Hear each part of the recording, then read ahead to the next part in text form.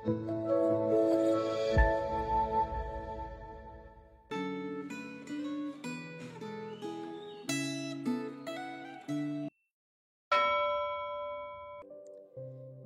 jemaat kasih dalam Tuhan, kita bersyukur hari ini kita boleh bersama-sama merenungkan firman Tuhan dari Renungan Gema 24 Oktober 2025 dengan tema diinisiasi atau diprakarsai atau dimulai Allah.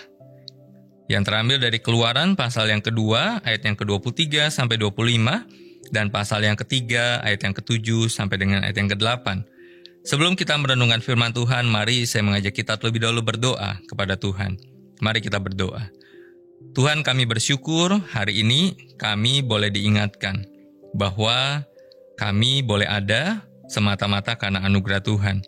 Apapun kondisi kami, tetapi biarlah kami terus mengarahkan pandangan kami dan iman kami kepada Tuhan yang sangat peduli kepada kami. Karena itu Tuhan, kepedulian Tuhan diperlihatkan melalui kebenaran firman yang Tuhan terus berikan bagi kami untuk menuntun kami melewati hari demi hari kehidupan kami. Kami akan belajar sebagai firman-Mu, berbicaralah kepada kami dan kami siap mendengarkan. Di dalam nama Tuhan Yesus kami berdoa dan bersyukur. Amin. Saya akan baca Keluaran pasal yang kedua, ayat yang ke-24 dan 25 untuk setiap kita. Demikianlah firman Tuhan. Allah mendengar rintihan mereka. Lalu ia mengingat perjanjiannya dengan Abraham, Ishak, dan Yakub. Lalu Allah memperhatikan orang Israel dan mempedulikan mereka. Terima kasih dalam Tuhan, pada tahun 1516 sampai 1517, seorang biarawan bernama Johann Tetzel dan komisaris kepausan untuk indulgensi, yaitu pengampunan dosa dengan syarat tertentu, dikirim ke Jerman oleh Gereja Katolik Roma untuk mengumpulkan uang guna merenovasi Basilika Santo Petrus di kota Roma. Pada masa itu gereja mengajarkan bahwa iman saja tidak dapat membenarkan manusia, dan bahwa hanya iman yang aktif dalam amal dan perbuatan baik yang dapat membenarkan manusia. Berlawanan dengan ajaran itu, Kitab Suci mengajarkan bahwa keselamatan hanya dianugerahkan Allah berdasarkan iman terhadap berita Injil, yang bisa kita lihat di dalam Roma pasal yang pertama, ayat yang ke-16 sampai dengan ayat yang ke-17. Gereja adalah milik Tuhan. Titus pasal yang kedua, ayat yang ke-14. Menghadapi keadaan yang kacau ini, Tuhan tidak tinggal diam. Tuhan bekerja dalam kehidupan Martin Luther, sehingga ia menyadari adanya ketidaksesuaian antara praktik dan ajaran gereja dengan ajaran Alkitab. Akhirnya, pada tanggal 31 Oktober 1517, yang di kemudian hari ditetapkan sebagai Hari Reformasi, Martin Luther menempelkan 95 dalil pada pintu gereja semua orang kudus di Wittenberg, Jerman. Dalam Keluaran pasal yang kedua, ayat yang ke-23 sampai 25, kita membaca bahwa Allah mendengar rintihan orang Israel yang mengeluh karena mengalami perbudakan. Orang Israel adalah umat pilihan Allah.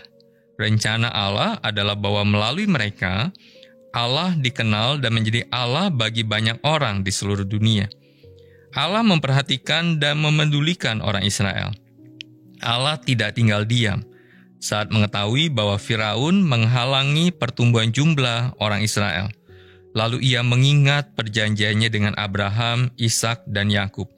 Di dalam pasal yang kedua, ayat yang ke-24. Allah bekerja mempersiapkan Musa selama 80 tahun. Lalu ia memanggil dan mengutus Musa untuk memimpin bangsa Israel keluar dari tanah Mesir. Hal yang sama juga terjadi menjelang kedatangan Tuhan Yesus yang pertama kali. Sesudah berbicara melalui para nabinya, selama 400 tahun, pada masa antara perjanjian lama dan perjanjian baru, Tuhan diam. Kondisi rohani bangsa Israel sangat merosot, jauh dari standar Tuhan. Para pemimpin agama dan pemimpin bangsa jauh menyimpang dari kebenaran firman Tuhan. Pada waktunya, Tuhan mengutus Yohanes Pembaptis untuk mereformasi umat Allah yang sudah terpuruk dengan berita pertobatan. Jadi reformasi bukanlah kemauan Martin Luther atau Musa atau Yohanes Pembaptis, tetapi kehendak Tuhan. Tuhan menginisiasi atau memprakarsai terjadinya reformasi. Saat Anda melihat sesuatu yang tidak beres atau tidak semestinya terjadi, lalu Anda merasa tidak puas dan ingin membuat perubahan, pertimbangkan lebih dahulu apakah niat mereformasi itu diinisiasi Tuhan. Ingatlah bahwa reformasi adalah agenda Tuhan. Mari kita berdoa. Tuhan, kami percaya Tuhan tidak tinggal diam. Ketika ketidakbenaran terus dipertunjukkan, tetapi Allah tidak pernah tinggal diam. Allah terus bekerja, Allah akan membangkitkan orang-orang yang takut akan Tuhan untuk dipakai oleh Tuhan, mereformasi, memperbaiki untuk kemuliaan nama Tuhan. Dan biarlah kami terus diberikan kepekaan itu, dan kami terus diberikan kedekatan itu, sehingga kami tahu agenda Tuhan, kami tahu isi hati Tuhan terhadap gereja, terhadap bangsa, terhadap diri kami.